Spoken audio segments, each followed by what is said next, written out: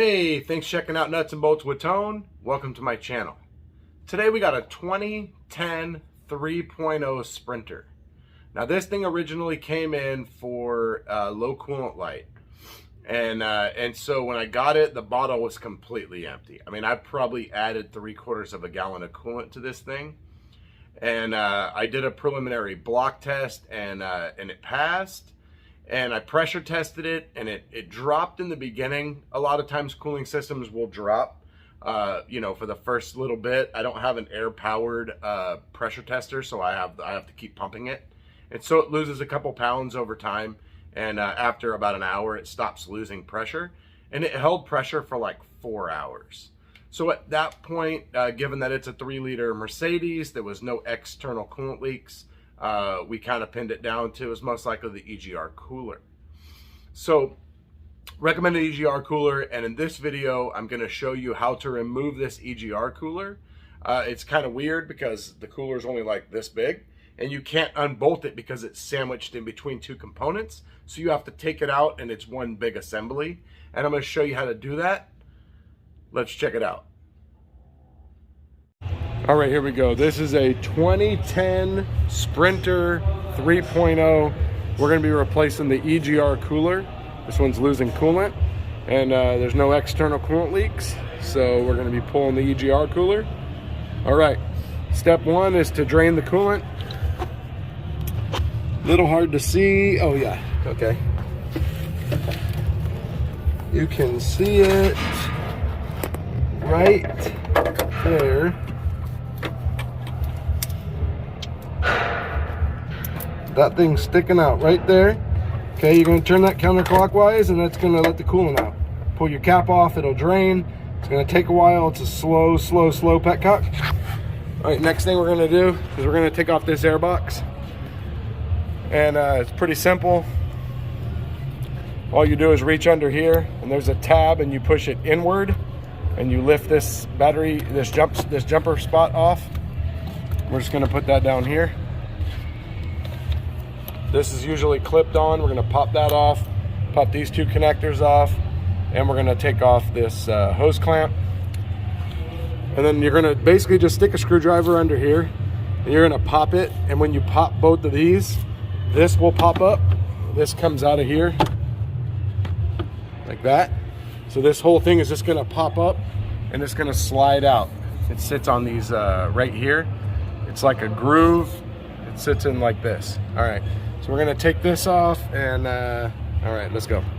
Okay, so you don't really have to take off the airbox and the intake air tube right here to do the EGR Cooler. I did it for visibility purposes and because I'm replacing the, I'm doing some power steering work. But so if you are going to take that out, once you have that out, the next step we're going to do is we're going to disconnect the bottle here. There's a sensor underneath. We're going to disconnect this hose here. We're going to disconnect this hose, and we're going to get this bottle out of the way. And then we're going to take this cabin air filter box out.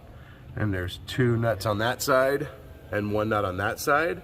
And it's going to come out, and then we'll have a lot of access to this EGR Cooler. All right, let me get this stuff out of the way. Okay, so once you have the bottle out of the way, and this out of the way right here, the cabin filter box, you got this right here for your exhaust sensor.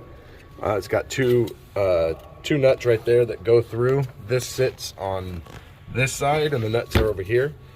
So unbolt those nuts, take this vacuum line off right here, disconnect this vacuum line here, and then what I did was I popped this clip right here out so I could tuck all of this out of the way, so we can see the hoses are now dropped down below the cooler, because we're going to be taking out this whole assembly all across here.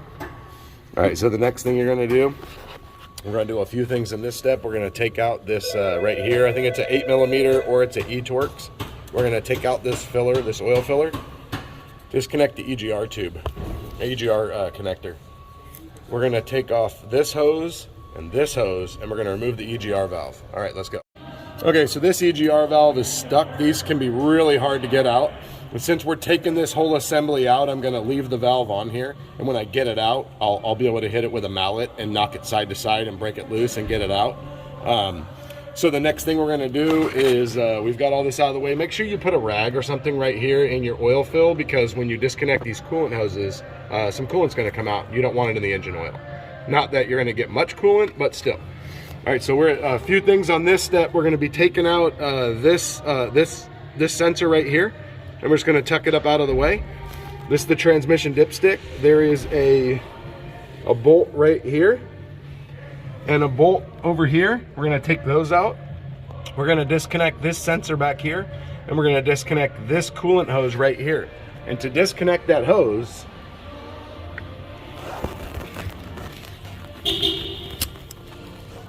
what we're gonna use is this MAYHEW Tools Pro hose clamp pliers. And because that hose clamp is behind, it's gonna come up behind, it's gonna grab it, and it's gonna make it real easy to get off. Let me see if I can do this one-handed. Let's see.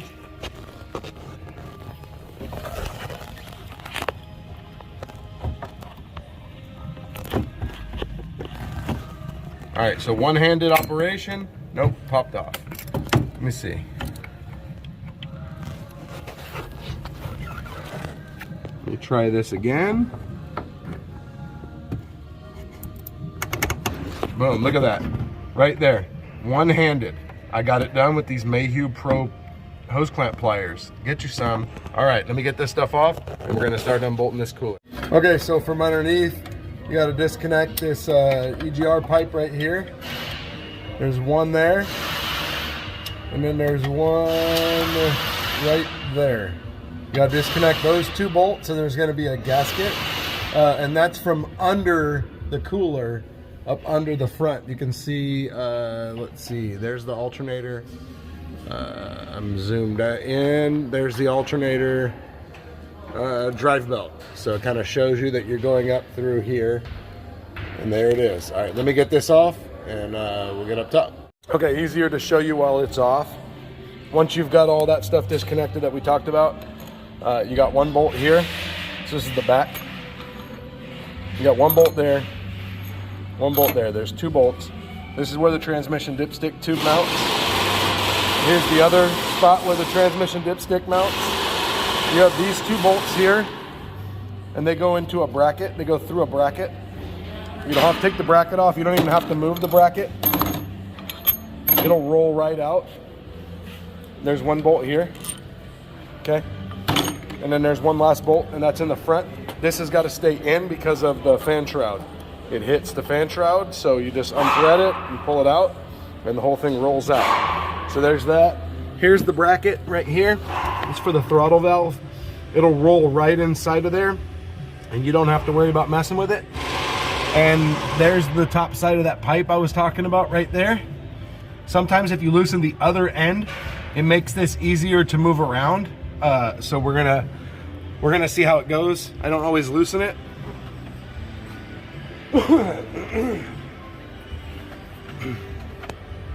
This is the pipe right here that goes from the intake up to the cooler. You have to